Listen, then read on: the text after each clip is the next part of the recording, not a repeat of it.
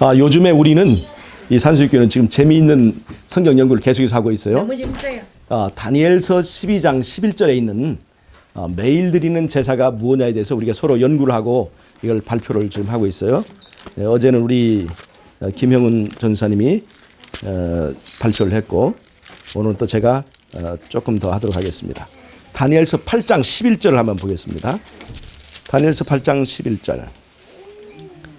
다니엘서 8장 11절을 한번 읽어보겠습니다. 다니엘 8장 11절을 보면 또 스스로 높아져서 군대의 주제를 대적하며 그에게 매일 드리는 제사를 제하여 버렸고 그의 성소를 헐었으며 라고 하는 얘기가 있습니다. 다니엘 8장 11절에 무슨 얘기가 나오냐면 매일 드리는 제사를 제하여 버렸다 이런 얘기가 나와요.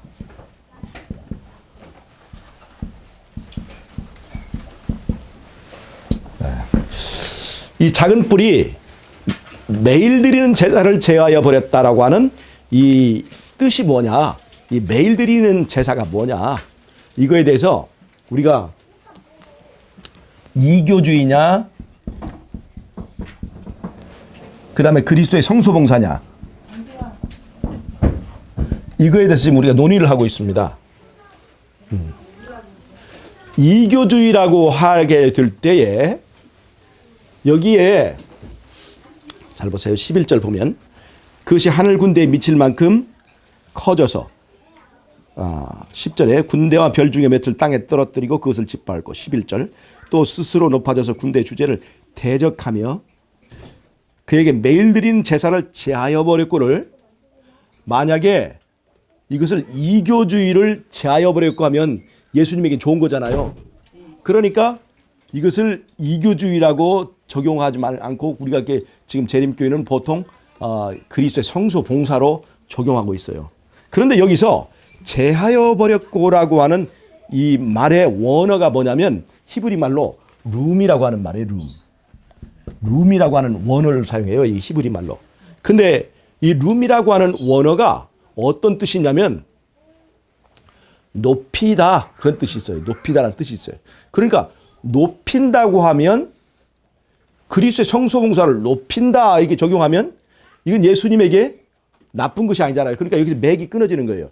자, 여기 보면 11절 보면 스스로 높아져서 군대의 주제를 대적하며 예수님에 대해서 계속 해코지를 하는 건데 그리스도의 성소봉사를 높이며, 이건 말이 안 맞잖아요.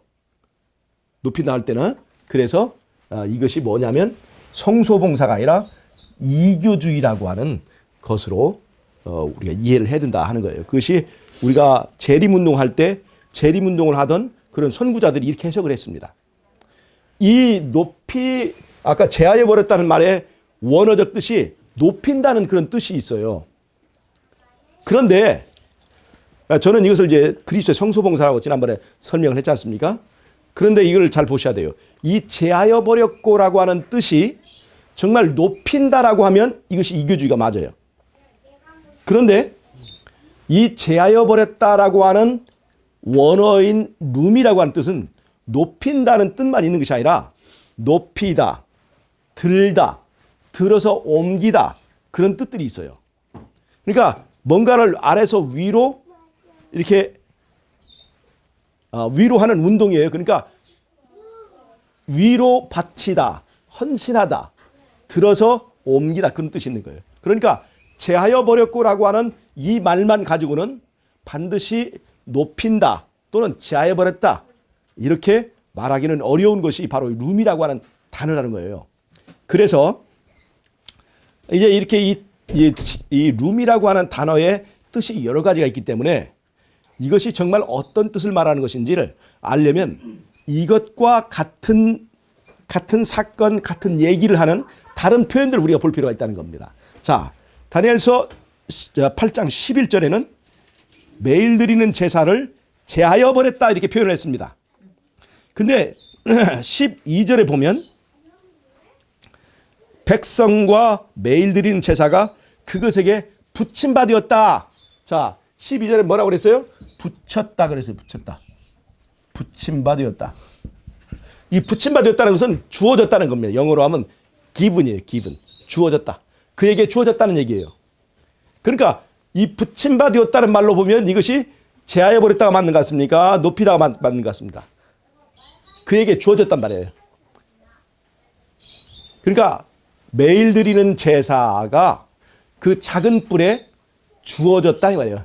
작은 뿔이 빼앗아갔다는 얘기예요. 작은 뿔에게 붙임받았단 말이에요.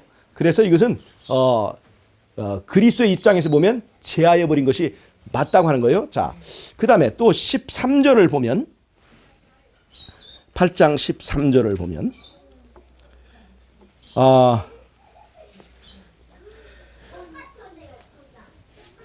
13절 보면 매일 드리는 제사와 망하게 하는 죄악에 대한 일과 성소와 백성이 내어준 바 되며 짓밟힐 일이 어느 때까지 이를고.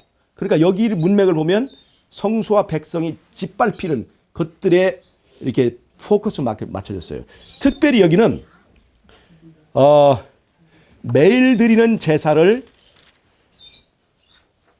제하여 버렸다. 그 다음에 12절에 보면 백성과 매일 드린 제사가 그에게 붙임받았다. 이것이 다니엘서 12장 11절에 가면 이렇게 되어 있습니다. 다니엘서 12장 11절. 매일 드린 제사를 폐하며 멸망케 할 미운 물건을 세울 때부터 이렇게 했어요. 그러니까 여기서는 지금 멸망케 한 미운 물건을 세운다는 말이 더 첨가됐어요. 근데 여기는 매일 드린 제사를 폐한다고 이렇게 표현이 됐죠. 그러니까 이게 지금 매일 드린 제사를 제하며 매일 드린 제사가 그것에 붙임받았고 또 매일 드린 제사를 폐하며 이 표현이 지금 되고 있는데 이것이 12장에 있는 사건이나 8장에 있는 11절, 12절, 13절의 사건이 전부 다 같은 사건을 말해주고 있다는 겁니다. 같은 사건을 말해주고 있어요. 그러니까 같은 사건에 대한 다른 표현입니다. 그러니까 11절에서 제하여 버렸다고 하는 것이 여러 가지 해석이 들 수가 있잖아요. 높이다 들 수 있고 들다도 들 수 있고 들어서 옮기다도 들 수 있어요. 그러니까 이 여러 가지 표현이 있어서 제하여 버렸다고도 해석을 할 수 있는 여지가 있는데 이것이 다른 11절을 12절과 비교해 보니까 그것이 작은 뿔에 붙임받았다. 즉 작은 뿔에 의해서 탈출하겠다 이 말이죠. 그런 얘기가 있고 또 12장 11절에 보면 폐하였다.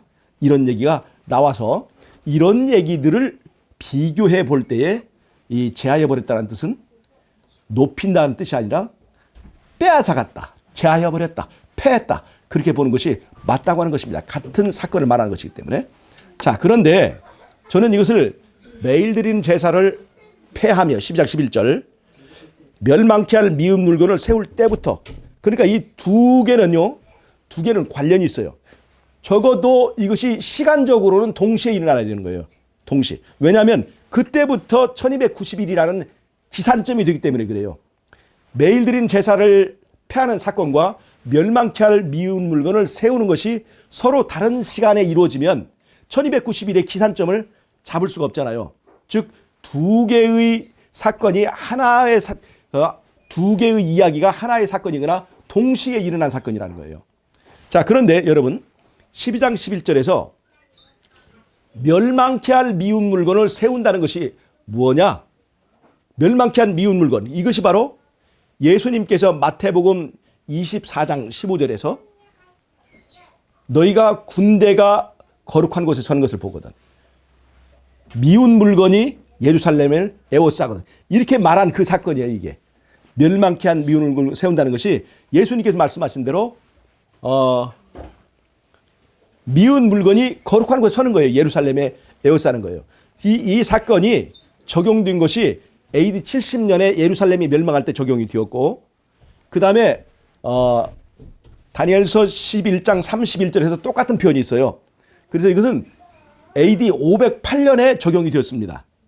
그 다음에 마지막으로 군대가 예루살렘을 에워싸는 사건이 어디에 적용되냐면 일요일 휴업령에 적용이 됩니다. 일요일 휴업령, 즉 법령, 군대의 힘으로, 군사적인 힘으로, 정치적인 힘으로 성도를 에워싸는 것입니다. 그래서 이것이 미운 물건이 거룩한 곳에 선 것, 것을 말하는 사건이에요. 자, 그래서 멸망케 할 미운 물건을 세운다고 하는 것은, 이 멸망케 할 미운 물건을 세운다는 것은 바로 예루살렘에 이교의 군대가 서는 것을 말합니다. 즉 로마 군대가 예루살렘 입장에 볼 때는 이교잖아요. 그 이교의 군대가 서는 것을 말하는 거예요. 그러니까 멸망케 할 미운 물건이라고 하는 말은 이교주의가 확실히 맞아요. 이것은 멸망케 할 미운 물건을 세운다 하는 것은 바로 이교주의가 맞는 거예요. 자, 그런데 매일 드린 제사는 아까 그 룸이라고 하는 용어를 보니까 여러 가지 뜻이 있는데, 높이다, 들다, 들어서 옮기다, 그런 여러 가지 뜻들이 있단 말이에요. 그런데 그런 뜻들을 다른 절들과 비교해 보니까 같은 사건을 패한다, 붙였다, 그런 말로 보니까 이것이 예수님에게 해코지란 내용으로 우리가 해석할 수밖에 없다는 거예요. 그러니까 매일 드린 제사를 패하거나 제하여 버렸다, 예수님에게, 이 표현이 맞은 거예요. 그럼 이것이 어떻게 예수님에게 적용될 수 있느냐? 내가 지난번에 설명을 했죠. 예수님의 대제사장 봉사에는 해마다의 봉사가 있고 매일의 봉사가 있다고 그랬죠. 매일의 봉사. 해마다의 봉사는 7개의 절기라고 그랬지 않습니까? 유월절, 무교절, 요제절, 그다음에 오순절, 이게 봄철 절기 4개. 그다음에 나팔절, 대속주일, 초막절, 가을철 절기 3개에서 7개의 절기인데, 이 7개의 절기는 그리스도께서 이스라엘 전체를 위하여 행하시는 그 사건들을 말했단 말이에요. 십자가에서 이스라엘 전체를 위해서 죽으시고, 전체를 위하여 부활하시고, 또 하늘에서 성소봉사를 하시는 예수님의 그 사업의 과정과 절차를 말해주는 거예요. 그런데 이것은 예수님께서 전체를 위하여 희생하셨다는 거예요. 무조건적으로 희생하신 거예요. 그런데 우리의 구원은 일방적으로 결정되는 것이 아니라고 그랬죠. 내 의사가 중요하다고 그랬지 않습니까? 내가 예수님을 영접하느냐 영접하지 않느냐에 따라서 그 예수님의 십자가 효력이 나에게 적용될 수도 있고 적용되지 않을 수 있다는 거예요. 그래서 이 매일의 봉사라는 건 뭐냐면 개인적인 제사예요. 내가 죄를 지으면 어느 날 어느 때 상관없이, 그날이 대속주일이든지 유월절이든지 어느 해마다의 봉사를 하는 날이든지 안 하는 날이든지 죄를 지을 때마다 개인적으로 양을 가지고 와서 죄사함을 받게 해주는 그 개인적인 제사를 위해서 제사장이 기다리고 있는 거예요. 근데 그것을 매일의 봉사라고 하는 거예요. 그래서 이 매일의 봉사라는 것은 뭐냐면 예수님과 우리의 개인적인 관계를 말하는 거예요. 그러니까 내가 예수님을 개인의 구주로 영접하는 것은 예수님의 매일의 봉사를 통해서 이루어지는 거예요. 이거는 모든 시대, 모든 지역에 공통되는 것입니다. 예수님은 모든 시대, 모든 지역에서 우리를 위해서 기다리고 계신단 말이에요. 그것이 예수님의 매일의 봉사예요. 그래서 예수님이 십자가에서 죽으셨을지라도 그 십자가에서 죽은 것이 나에게 적용되지 못하게 하기 위하여 사단이 바로 예수님의 매일의 봉사를 방해하는 것이 다니엘서 8장 11절의 얘기라고 하는 거예요. 어떻게 방해해요? 하늘 성소에서 예수님 우리를 중보하시니까 하늘 성소 대신에 이 땅에 가짜 성소를 만들었다고 그랬죠. 그것이 바로 카톨릭 시스템이라고 그랬어요. 그 다음에 안식일이 바로 예수님과 우리가 만나기 위한 만남의 시간이잖아요. 그래서 이 만남, 개인적으로 만남을 방해하기 위해서 가짜 시간 성소를 세웠다고 그랬죠. 그래서 이러한 것들을 통해서 예수님의 매일의 봉사를 무력화시킨다 이 말이에요. 하늘 성소를 무력화시키는 거예요. 성소를 짓밟는 일이 이렇게 이루어진 거다. 제가 설명을 했습니다. 그래서 이 매일의 봉사는 그리스도의 성소 봉사가 맞다고 설명을 했어요. 그러면 마지막 때에 일요일 휴업령이 내려지면, 즉 멸망에 미운 물건이 거룩한 곳에 세워지면 그것이 매일 드린 제사를 폐하는 사건과 같은 의미가 있느냐 이 말이에요. 자, 예수님의 성소봉사는 나와 예수님과의 관계가 이어질 때 우리에게 의미가 있는 거예요. 근데 마지막 때에 일요일 협령이 내리면 우리에게 뭐가 떨어져요? 떡이 떨어지는 거예요. 떡으로 살 것이냐 말씀으로 살 것이냐를 선택해야 되는 건데, 일요일 협령이 내리면 말씀으로 살기를 선택하는 사람들은 떡이 떨어져요. 그러니까 떡이 없는데도 너희들은 하늘만 믿고 살 것이냐 하는 선택을 하는 거예요. 즉 떡을 무기로 우리와 하늘과의 관계를 끊어버리려고 하는 것이 바로 이 사단의 계략입니다. 그러니까 떡을 통해서 예수님의 뭐를 방해하는 거예요? 매일의 봉사를 방해하는 거예요. 그러니까 떡을 통해서 매일 드리는 제사를 폐한다고 하는 그 말이 이루어진다 이 말이에요. 그러니까 제가 드린 말씀은 뭐냐면 멸망케 할 미운 물건을 세우는 것을 통해서 멸망케 한 미운 물건은 어디에 세워지죠? 이 땅에 세워져요. 그러면 매일 드리는 제사가 폐하해지고 제하해지는 것은 어디에서 일어나는 현상이에요? 하늘에서 이루어지는 거예요. 하늘 성소에서. 그러니까 이 땅에 일어나는 사건으로 인해서 효과는 하늘 성소에서 성소가 무력화되고 짓밟히는 일이 일어난다는 것입니다. 그러니까 두 개의 사건이 떨어진 사건이 아니라 동일한 하나의 사건에 의해서 나타난 그런 거예요. 즉 멸망케 한 미운 물건을 세우는 것 때문에 나타나는 현상이 매일 드리는 제사가 폐해진다 하는 걸 제가 지금 설명을 제가 지금 드린 겁니다. 자, 그럼 다시 이제 다니엘서 8장 18장이요. 12절을 보겠습니다. 자, 12절. 여기에서 범죄함을 인하여 백성과 매일 드리는 제사가 그것에게 붙임하되었다고 그랬죠. 그러니까 매일 드리는 제사는 예수님 것인데 그것이 지금 누가 뺏어간 거예요? 작은 뿔이 뺏어간 것이다 이 말이에요. 자, 여기서 뭘 말하냐면 범죄함을 인하여 그랬죠. 범죄함을 인하여서. 이 범죄함이 뭘 말하냐면 아까 제가 다니엘서 12장 11절에서 매일 드린 제사를 폐하며 멸망케 한 미운 물건을 세울 때부터, 그래서 매일 드린 제사를 폐하는 것이 무엇 때문에 나타나는 효과냐면 멸망케 한 미운 물건을 세우는 그것 때문에 나타나는 효과라 이거예요. 바로 멸망케 할 미운 물건을 세우는 그것이 바로 여기서 말하는 범죄함을 인해서, 이 범죄함 때문이라는 거예요. 즉 멸망케 할 미운 물건을 세우는 것이 바로 하나님에 대한 지극한 범죄라는 것입니다. 자, 그러면 여기에 13절 한번 보겠습니다. 13절 잘 보세요. 13절에 보면 거기에 매일 드리는 제사와 망하게 하는 죄악이란 말 있죠. 이 망하게 하는 죄악이 12장 11절에 멸망케 할 미운 물건을 세우는 사건이라는 것을 알 수 있습니까? 없습니까? 멸망케 한 미운 물건을 세우는 것, 이것이 바로 13절에서는 망하게 하는 죄악이라는 표현을 썼습니다. 망하게 하는 죄악. 멸망케 할 미운 물건을 세우는 것, 이것이 바로 13절에서는 망하게 하는 죄악으로 표현이 된 거예요. 그러니까 망하게 하는 죄악, 멸망케 하는 죄악이란 말이에요. 이 죄악을 12절에서는 뭐라고 되어 있어요? 범죄함을 인하여. 망하게 하는 죄악이라고 그랬죠. 그 죄악이 12절에서는 범죄함을 인하여 백성과 매일 드리는 제사가 그것에게 붙임받았다, 이렇게 표현이 된 겁니다. 이해하시겠습니까? 멸망케 할 미운 물건을 세우는 것을 13절에서는 망하게 하는 죄악이라고 했고 12절에서는 범죄함이라고 이렇게 얘기를 한 거예요. 자, 보면 매일 드리는 제사와 그 옆에 범죄함이 짝이 되고, 매일 드리는 제사와 멸망케 하는 죄악이 짝이 되고, 매일 드린 제사와 멸망케 하는 미운 물건을 세운다는 것이 항상 짝이 되는 걸 알 수가 있습니다. 그 하나는 이교주의가 맞습니다. 이 땅에서 일어나는 그 사건을 말하는 거예요. 근데 하나는 그리스도의 사업이 방해되는 것을 말합니다. 이제는 다니엘서 9장 27절을 한번 보겠습니다. 다니엘 9장 27절에도 여기에 관한 비슷한 말이 있습니다. 자,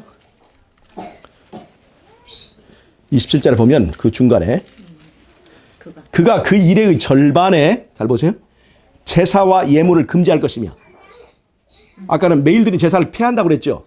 제사와 예물을 금지할 것이며, 계속 흐름이 매일 드린 제사는 그리스도의 것인데 그것을 금지하고 폐하고 제하여 버렸고, 그렇게 지금 다 이렇게 표현하는 거예요. 그 다음에 여기 보면 제사와 예물을 금지할 것이며 또 강포하여 미운 물건이 날개를 의지하여 설 것이며, 즉 미운 물건이 선다고 하는 것은 바로 멸망케 한 미운 물건이 세워지는 것을 말합니다. 그래서 멸망케 할 미운 물건과 대조되게 한 쌍으로 되는 것이 뭐냐면 매일 드린 제사를 폐하는 것인데, 여기서는 제사와 예물을 금지할 것이라고 이렇게 짝으로 나오고 있어요. 자, 지금 이해가 되셨습니까? 계속 보면 다니엘 8장 11절에서 13절까지 보면 매일 드리는 제사를 제하는 것과 그 다음에 범죄함이 짝이 되고, 매일 드리는 제사와 멸망케 할, 망하게 하는 죄악 이렇게 표현되어 있고, 또 다른 곳에서는 매일 드린 제사를 폐하며 멸망케 할 미운 물건을 세우는 것이라고 이렇게 짝이 되어 있는 걸 알 수가 있어요.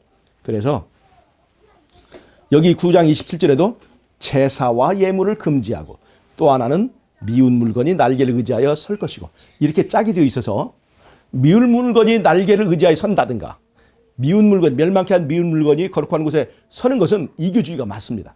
이 땅에 일어난 사건이에요. 그러나 매일 드리는 제사를 제하거나 폐하거나 작은 뿔에 붙임받았다는 것은 그리스도의 성소의 사역이 그렇게 방해를 받는다는 것을 표현한 거라는 것입니다. 그러니까 이러한 흐름과 전체적인 관점을 볼 때 매일 드리는 제사라고 하는 것은 그리스도의 성소 봉사를 보는 것이 맞다고 하는 것입니다. 자, 이해가 되셨습니까? 자, 이제 제가 이제 간단하게 또 조금만 하고 마치겠는데요. 마지막 때에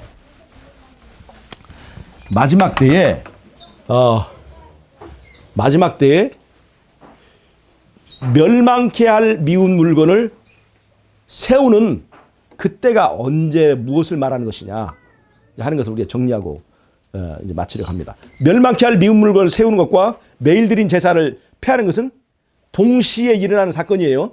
하나는 이 땅에서 일어난 사건이고 하나는 그것 때문에 하늘에서 생기는 그 영향이란 말이에요. 그러니까 하나의 시점이니까 거기서부터 기산점이 시작되는 것은 맞는 거예요. 자, 멸망케 할 미운 물건을 세우는 것, 그것이 뭘 말하느냐? 아까 내가 뭐라고 그랬습니까? 그것이 바로 일요일 시험령이라고 그랬잖아요. 일요일 시험령. 즉 일요일 시험령 그 사건이 일어나는 것, 그것이 바로 매일 드린 제사를 폐하며 멸망케 할 미운 물건을 세우는 것이라고 제가 지금 말씀드렸어요. 그런데 이것이 과거의 사건이 앞으로의 사건에 관련이 있다는 것을 제가 지금 말씀드리는 거예요. 잘 보세요. 이 도표를 좀 보면요. 2300주야, 다니엘 8장 14절에 나오는 2300주야 예언이 어디서부터 시작되냐면 잘 보세요. BC 605년에 이스라엘이 포로로 잡혀갑니다. 그러다 70년을 채우고 500 BC 536년에 고레스에 의해서 포로 석방령이 내려집니다. 자, 포로 석방령이 내려져요. 그 다음에 420년에 다시 다리우에서 2차 석방령, 457년에 BC에 다 BC 457년에 아닥사스에 의해서 3차 포로 석방령이 내려집니다. 그런데 잘 보세요. 유대인들이 70년간 포로 생활하는 것처럼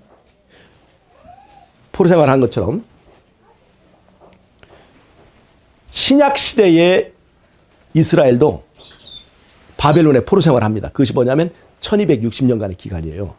538년부터 1798년까지. 이게 바벨론에 포로 생활을 하는 거죠. 포로 생활을 한 후에 이후에 바로 어떤 운동이 일어나면 새천사 운동이 일어나요. 새천사의 기별이 선포됩니다. 새천사 기별이 선포돼요. 자, 3차, 1차, 2차, 3차 포로 석방령이 있는데 그것과 짝이 드는 것이 뭐냐면 새천사 기별입니다. 자, 포로 석방령이 뭐예요? 바벨론에서 나오라는 얘기예요. 바벨론에서 나가도 된다는 얘기죠. 근데 새천사 기별이 뭡니까? 바벨론에서 나오라는 얘기예요. 그러니까 같은 것입니까? 안 같은 것입니까? 같은 거예요. 이들이 바벨론에 포로 생활하고 이 1차, 2차, 3차의 석방령 통해서 그들이 나와가지고 안식일을 회복했습니다. 그 다음에 성소를 재건했습니다. 이런 일들이 바벨론 포로 이후에 나와서 그들이 한 거예요. 그런데 바로 새천사의 기별이 1798년 이후에 전파되면서 1844년 이후에 뭐가 생겼냐면 1861년에 재림교회, 남은 교회가 등장하게 된 거예요. 성전이 교회가 남은 무리의 교회가 회복이 된 것입니다. 그리고 1844년을 그때를 즈음해서 여기 성소 기별이 회복됩니다. 성소 기별. 재림교회의 형성의 기본이 되는 성소 기별이 회복된 거예요. 자, 70년 동안 포로 생활을 하고 그들이 나와서 성전을 지었다고 그랬죠. 성전을 지었죠. 성전이라고 하는 것은 건물의 의미가 있는 게 아니라 그 기별이에요, 기별. 그런 모든 건물과 성전에 일어나는 모든 절차, 제사나 모든 절기가 바로 모든 것이 다 기별이에요, 기별. 그래서 과거 예수님이 오시기 초림 전에는 눈에 보이는 성전이 있었고 그 성전이 기별이었습니다. 그래서 성전이 재건된다는 것은 기별이 회복된다는 것을 말해요. 근데 예수님이 십자가에 승리하신 후에 이 땅에 성전이 필요해요, 안 필요해요? 하늘에서 성소가 시작이 되었죠. 그러니까 이 땅에서 회복될 성전이 있어요, 없어요? 이 땅에는 없는 거예요. 그런데 성전은 기별이라고 그랬잖아요. 그래서 이 땅에서 눈에 보이는 어떤 커다란 솔로몬 성전이나 다윗 성전이나 이런 것들, 스룹바벨 성전이나 이런 성전은 회복되지 않았지만 성소 기별이 회복되었고 또 하나 남은 무리의 역할을 할 재림 교회라고 하는 교회 조직이 형성되었다는 것입니다. 그리고 또 하나 이 기간으로부터 중요한 게 14만 4천인이라고 하는 인적 성전, 예수님을 영접하기 위하여 필요한 인적 성전이 준비되기 시작하는 것입니다. 자, 과거의 사건과 지금 우리가 접하는 사건과 어떤 연관성이 있는 것을 지금 볼 수가 있는 것입니다. 자, 그런데 자, 이게 좀 다시 지우고 보겠습니다. 예. 예? 420년. 520년. 520년. 420년이 아니고 BC 520년이에요. BC 536년 1차, BC 520년 2차, 그 다음에 BC 457년 3차예요. 이렇게 되어 있습니다. 자, 그런데 잘 보세요. 그렇게 되어 있는데 2300주야가 BC 457년부터 시작이 됩니다. BC 457년부터. 그런데 유대인을 위한 은혜의 시기가 70주로 여기 이 중에서 떼어냈습니다. 70주는 7주, 62주, 1주 이렇게 세마디로 되어 있습니다. 유대인을 위하여 떼어낸 기간이 70주예요. 그 다음에 마지막 때 마태복음 24장에서 538년부터 1798년까지 성도들에게 큰 환란이 주어집니다. 큰 환란이 주어져요. 근데 538년보다 30년 전인 508년에 프랑크 왕 클로비스가 카톨릭으로 개종하면서 카톨릭이 군사적인 힘을 갖게 됩니다. 그래서 508년부터 1798년까지가 이게 1290년입니다. 다니엘서 12장 11절에 말하는 1290일 예언이 성취되는 거예요. 그 다음에 이 508년부터 1843년까지 재림운동이 최고도로 정점에 이르렀던 1843년까지 바로 1335년이 되는 거예요. 자, 그러면 잘 보세요. 508년에 카톨릭이 군사적 기반을 갖게 되면서 성도들에게는 작은 환란이 시작되었습니다. 카톨릭이 군사적인 힘을 가지고 하나님의 성도를 에워싸는 사건이 508년에 이루어진 거예요. 이 508년 군사적인 힘을 가지게 되어서 성도들을 에워싸게 되는 그것을 다니엘서 11장 31절에 말하는 여기 이것이 매일 드리는 제사를 폐하고 멸망케 하는 미운 물건을 세운다는 다니엘 11장 31절의 그 예언이 이루어진 것입니다. 자, 작은 환란이 시작돼서 508년 군사적 힘을 최초로 갖게 됐습니다. 그러다가 538년에는 이 군사적 힘을 바탕으로 카톨릭을 반대하던 게르만의 세 나라를 완전히 제압을 해버렸어요. 이제는 누구도 카톨릭을 반대하는 세력이 없어지게 된 시점이 바로 538년입니다. 이 538년부터 1798년까지가 마태복음 24장에서 말하는 큰 환란에 해당됩니다. 큰 환란이에요, 이게.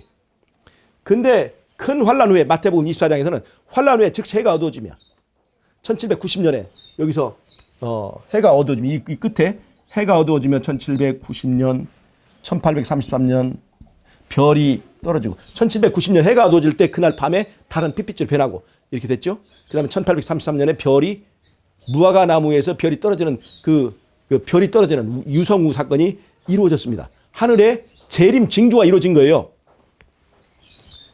그것도 연도가 안 맞아요. 어디? 1790년 맞아요. 예, 이게 암흑일.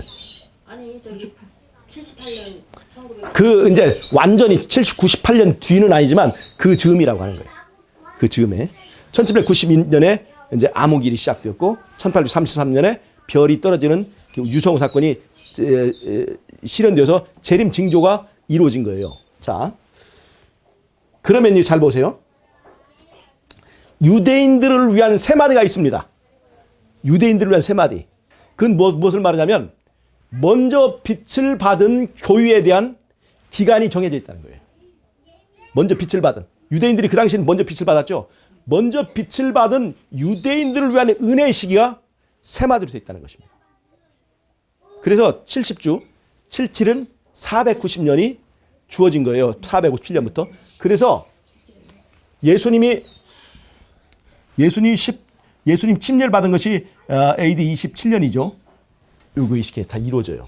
그 다음에 예수님이 십자가에 죽으신 해가 AD 30년에 됐고, 그 다음에 유대인들을 위한 은혜의 시기가 끝나는 것이 스데반을 돌로 친 사건 AD 34년에 이렇게 하면서 유대인들을 위한 은혜의 시기가 끝났어요. 자, 여러분 보세요. 이것을 제가 마지막 때 1844년 이후에 그 사건에다 한번 적용할 테니까 보세요. 먼저 일요일 협력이 일어나면 작은 환란이 시작됩니다. 일요일 협력이 일어나면 작은 환란이 시작. 작은 환란, 일요일 협력은 먼저 경제적인 제재를 가지고 사람을 다스립니다. 즉 니들이 떡을 받지 않고 견딜 수 있느냐 하고 떡을 가지고 제재를 가해요. 그러니까 일요일 협력은 작은 환란이 시작되는 거예요. 일요일 협력이 있고 작은 환란이 시작됩니다. 그런데 진짜 본 환란은 언제냐면 야곱의 환란입니다. 야곱의 환란, 큰 환란이 있습니다. 야곱의 환란. 작은 환란, 그 다음에 야곱의 환란이라는 큰 환란. 그 다음에 야곱의 환란 끝부분에 예수님이 재림하기 바로 직전에 여기서 다시 한번 재림 징조가 이루어집니다. 계시록 6장에서 말하고 있는 재림 징조예요. 하늘이 종이축처럼 말린다고 하는 사건까지 이루어집니다. 해가 어두워지고 달이 핏빛으로 변하고 별이 떨어지면서 그 다음에 하늘이 종이축처럼 말리는 사건까지 이루어지는 재림 징조가 일어납니다. 그 다음에 1843년에 이 시점에서 재림의 날과 시를 선포하는 재림 운동이 있었습니다. 그런데 예수님이 재림하기 직전에 바로 하늘에서 재림의 날짜를 선포하는 사건이 있습니다. 유사하지 않습니까? 자, 작은 환란, 큰 환란, 큰 환란, 작은 환란. 그리고 이 끝에 야곱의 환란 끝에 짐승이 죽임을 당합니다. 1798년에 짐승이 죽임을 당하는 것과 유사한 패턴이 이루어지고 그동안 1798년 이후에 재림 징조가 있는 것처럼 마지막 때도 재림 징조가 있게 되고 1843년에 재림의 날과 시를 선포하는 것처럼 마지막 때 예수님 바로 직전에 그러한 사건이 이루어질 것입니다. 그러니까 과거의 사건이 마지막 때에 하나의 원리를 가지고 되풀이되는 것을 볼 수가 있죠. 자, 그런데 잘 봐요. 이 사건들은 전부 다 여기가 다 맞습니다. 그런데 이 뒷부분이 맞다면 이 앞부분도 맞다고 하는 것을 볼 수가 있어요. 1844년부터 BC 497년부터 1844년까지 예언에서는 먼저 빛을 받은 그 교회가 유대교였죠. 구약의 이스라엘이었죠. 그 구약의 이스라엘을 위한 은혜 시기가 먼저 끝났어요. 근데 1844년부터 등장하는 빛을 먼저 받은 교회는 뭐냐면 그것이 바로 재림교회라고 하는 것입니다. 유대인을 위한 은혜 시간이 세 조각으로 나 있죠.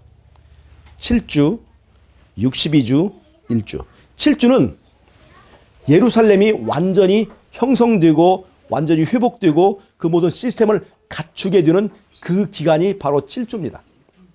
그 다음에 62주는 회복된 예루살렘의 활동기예요.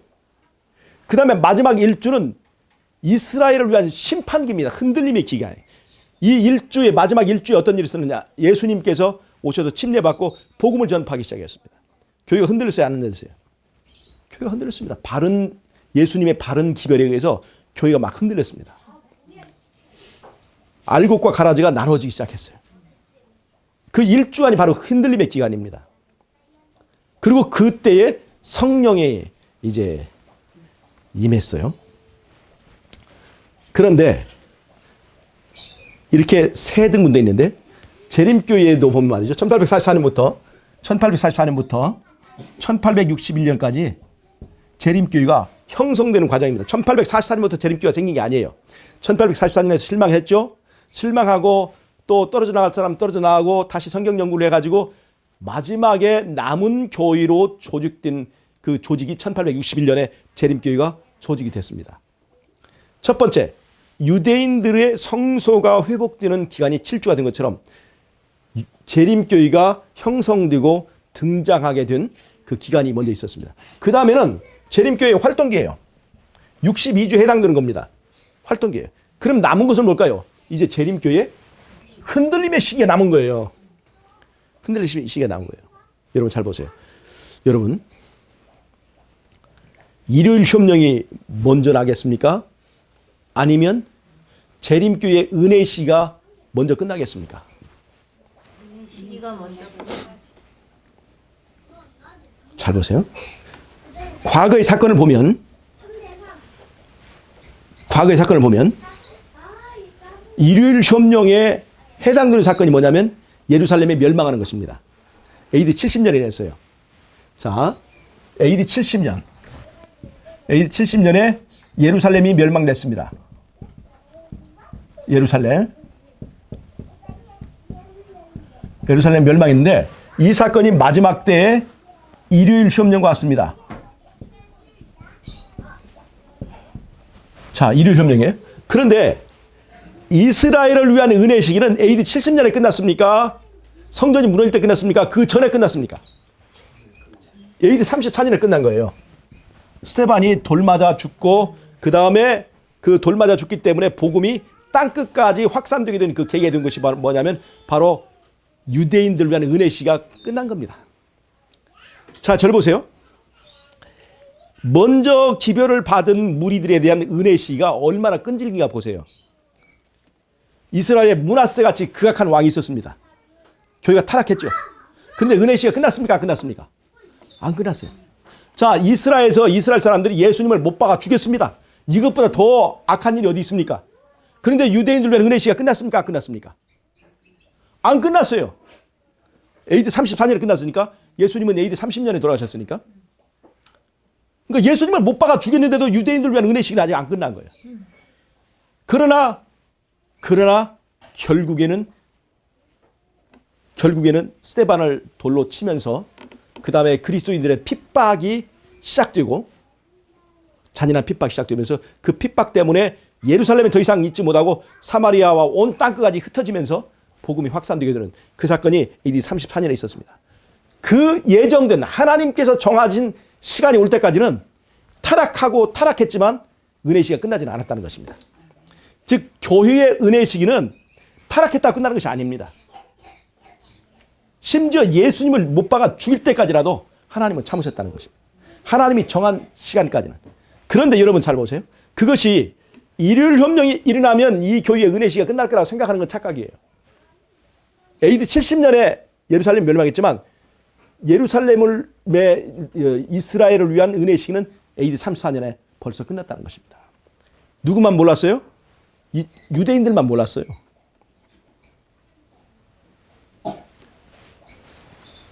여러분, 일요일 협령이 내리기 전에 재림교회의 이 교단으로 운영하는 재림교회 은혜 시기는 끝날 수가 있어요. 그렇다고 재림교회가 없어지는 것이 아닙니다. 교단이 없어질 뿐이에요. 교단이 인정을 받지 못하는 것 뿐이에요. 하나님께서는 그럼 어떻게 운영하십니까? 하나님께서는 인적 이 교단이라고 하는 조직으로 움직이지 않고 하나님의 성령으로 이끌어가는 재림교회는 끝까지 갑니다. 아멘. 네. 재림교회는 끝까지 갑니다. 그러나 이 교단적 인정은 그때에 이미 끝날 수도 있다는 것입니다. 그 전에 어떤 일이 시작되는가 잘 보세요. 그 전에 이스라엘을 위한 마지막 일주 사이에 예수님이 십자가 못 박혔어요. 그게 무슨 일이냐? 예수님을 죽인다는 것은 예수님 개인보다도 예수님의 입에서 나오는 기별을 사단이 감당할 수가 없었던 거예요. 예수님의 기별을 못 박은 겁니다. 예수의 증거를 못 박은 거예요. 그러면 마지막 때에 우리 재림교회의 교단의 은혜 시기가 끝나기 전에 그 마지막 작은 기간 동안에 어떤 일이 있을 거냐면 예수의 증거를 못 박는 일이 있을 거라고 하는 것입니다. 자, 이해 가십니까? 그래서 지금 얼마 전에 우리가 봤던 이상구 박사의 그 주장처럼 예수 무조건적인 사랑이라는 용어를 가지고 예수의 증거를 무력화시키는 거예요. 지금은 부분적으로 1888년 이전의 것만 무효화했지만 이것이 점점점 더해지면 1888년 이후의 것도 자기 기별에 맞지 않으면 결국에는 예수의 증거를 못 박는 거예요. 다 이게. 여기서부터 이게 전부 다가 아닙니다. 앞으로는 그런 일들이 더 심화될 겁니다. 화이트의 글이 구시대적인 것이다.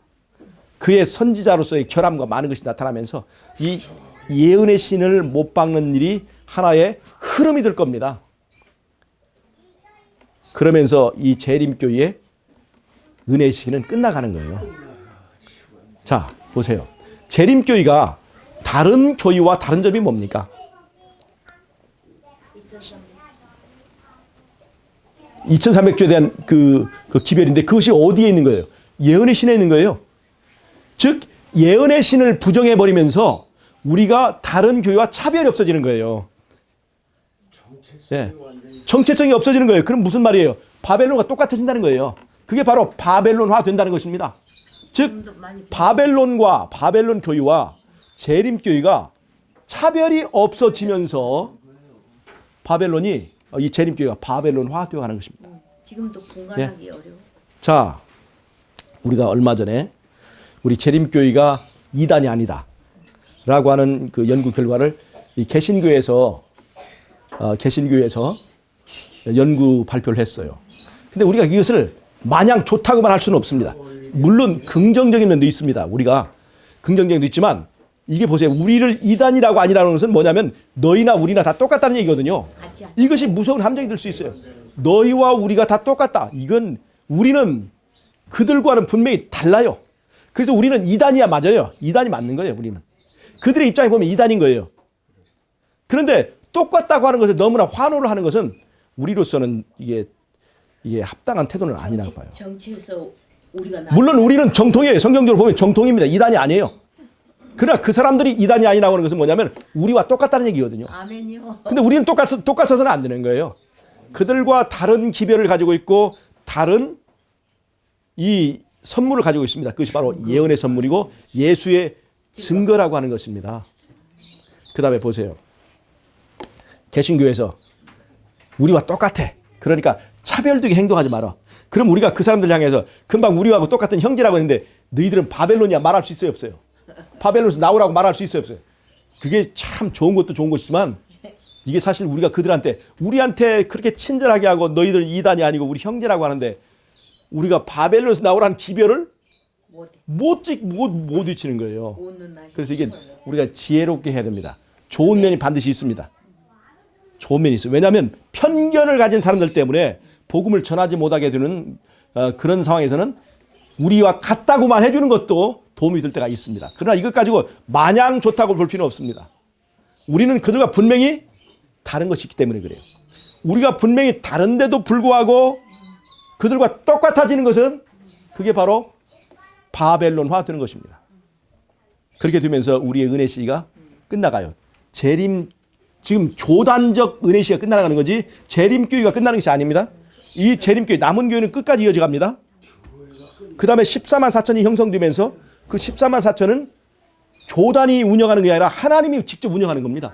성령이 직접 운영하는 교회예요. 그리고 14만 4천의 교회에서는 하나님의 성령이 운영하기 때문에 즉 교단을 통해서 운영하는 것이 아니고 성령이 직접 운영하는 것이기 때문에 성령에 의하여 은사 받은 대로 목사할 사람 목사하고 그 다음에 은사 받은 대로 병 고친 은사 받은 사람 병 고치고 그 다음에 방언의 은사 받은 사람 방언하는 거고 이런 일들이 이루어지는 거예요. 그러니까 지금의 우리가 생각하는 대로 신학을 공부 안 했기 때문에 우리가 목사도 못한다. 그런 것은 성령 시대는 아무런 의미가 없습니다. 아무 상관없어. 마지막 때에 교단이 의미가 없을 때 정말로 성령이 나를 쓰시는 그 방법에 의해서 이 교회가 운영될 때 내가 그 앞에서 어떤 역할을 할지에 대해 생각을 해봐야 됩니다. 아멘. 네. 여자냐 남자냐 차별이 없어요. 많이 배우느냐 못 배우느냐, 돈을 많이 가지고 있느냐 못 가지고 있느냐에 따라서 직분이 정해지는 것이 아니에요. 하나님이 그 사람이 준비된 대로 은사를 주십니다. 말씀을 간절히 사모하는 사람에게는 말씀의 은사를 주십니다. 다른 사람을 돕고 병을 고쳐주고 싶어하는 간절한 긍휼히 여기는 마음이 있는 사람에게는 병 고치는 은사를 주셔요. 아멘. 내가 어떻게 준비되느냐에 따라서 은사가 주어집니다. 그 은사에 맞게 불평 없이 일하고 불평 없이 협력해서 마지막 사업을 수행하는 것이 바로 마지막 때 14만 4천으로 형성된 교회입니다. 아시겠습니까? 이렇게 이 역사가 흘러가는 것입니다. 그러니까 과거의 역사에서 우리가 우리 시대에 일어날 사건들을 예상할 수 있습니까? 없습니까? 때를 정하자는 것이 아닙니다. 과거에 1844년 이전까지는 딱 정해진 시간이 있었습니다. 정해진 때가 있었어요. 그러나 1844년 이후부터 마지막 때까지는 일의 원리는 되풀이될지 모르지만 시간은 정할 수가 없습니다. 자, 538년부터 1798년을 우리가 큰 환란이라고 하지 않습니까? 역사적인 큰 환란. 그러나 야곱의 환란은 길어서 큰 환란이 아닙니다. 그 정도, 질적인 환란의 질이 엄청나게 크게 차이나서 큰 환란이 되는 거지 1798년에서 끝나는 그 환란처럼 길어서 큰 환란이 아니에요. 그러니까 이것을 과거의 사건에 해당되는 어떤 시간적 예언을 우리 시대에 적용하는 것은 무리가 있습니다. 그러나 원리는 있죠. 일요일 협령이 내리면 그것이 멸망케 할 미운 물건을 세우는 것이고 그리스도와 우리와의 관계를 끊어버리는 매일 드린 제사를 폐해버리는 또 하나의 마지막 때의 최후의 발악이라는 것을 우리가 알 수가 있습니다. 자, 이렇게 세월이 흘러가고 있는 우리는 지금 어느 시점에 있는가?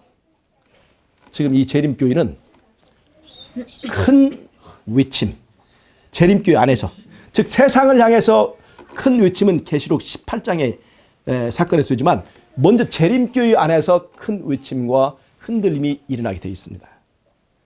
지금 이상구 박사의 사태도 우리는 하나의 그런 조짐과 징조로 봐요. 흔들림이 시작됐어요.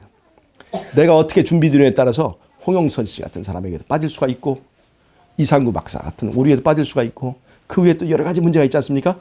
내가 준비되는 대로 그 이단에 나에게 맞는 이단과 이설에 빠지게 돼 있습니다.